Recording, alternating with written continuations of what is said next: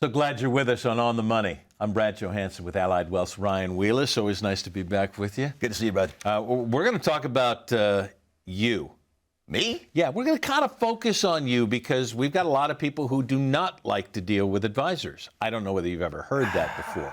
We're kind of in a DIY world, right? I can do it as well as any advisor can do. I want to go to a Vanguard study before I even set you up, Ryan. Oh, Lord. All right, Brad's got the Vanguard study out again, folks. Vanguard study. Let's say 500,000 self-managed, right? Okay. That grows to, done by yourself, 1.69 million over 25 years. Add an advisor. Now, this is according to the study. That grows to 3.4 million, that 500,000, with an advisor. What this study does, and I can probably reveal some of the things a little bit later on as we go. That's twice the money? Twice the money. Twice the money. But I'd rather do it myself because I don't want to pay the fees. Here's the problem is that people think an advisor is too expensive. I don't want to give my money to somebody who apparently, by this study, can double my money. Give me the logic. I don't know. That is, to me, it's somewhat illogical. And the reason why I say it's illogical is we don't know what we don't know. And that's where a really good advisor comes in. All right. And let me give you an example. Okay. We're experiencing layoffs in some areas of the country right now. A client of mine came into the office and he's been laid off. And he says, Ryan, I'm good. I've got 8 months of living expenses in my savings account. And I said, okay, you're over 55. All right. Which means if you get laid off from your current employer over 55, you can access your 401k funds. He says, really? This gentleman's actually 62, by the way. Okay. All right. I said, so instead of spending down your cash, let's go over to your IRAs and 401ks and turn on an income stream from those now and preserve that cash because all of your money's in these tax-infested retirement accounts. Let's start using that money now and preserve that after-tax cash so that if you have an emergency, need to buy a car, put a roof on the house, you don't have to take a big distribution out of that IRA to pay for that because you have this cash reserve over here. Okay, so the guy who was doing it himself didn't quite know the rules? He was working with me, but didn't understand the rules of or the value of not accessing his cash. He was going to spend his cash down. Don't do that. Use your IRA dollars if you can because your IRAs represent a tax time bomb in the future. But just the nuances in the flow of capital, this guy didn't understand and didn't know. We talk about this all the time, that the rules continue to change because the government decides to change the rules. And in going through that, trying to understand the rules by yourself is nearly impossible. And they change. They change.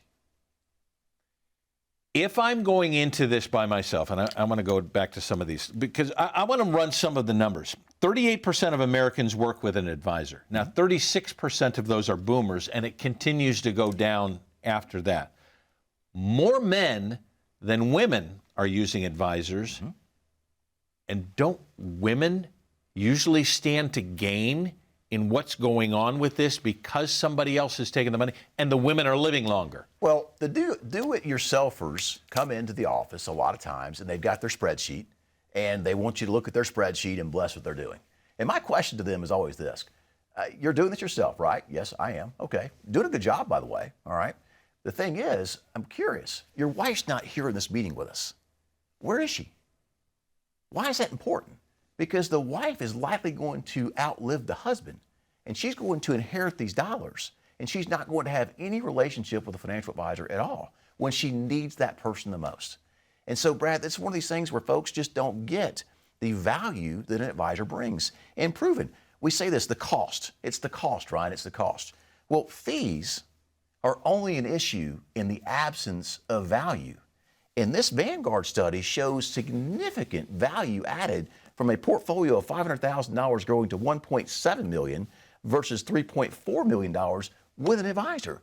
I think I'm willing to pay the advisor some fees to double the money I would have in my pocket versus me doing it myself versus working with that advisor. Yeah, the interesting thing is so many meetings that I've been in and you list, and the last thing that usually comes up is, now, how do you get paid with you managing our money?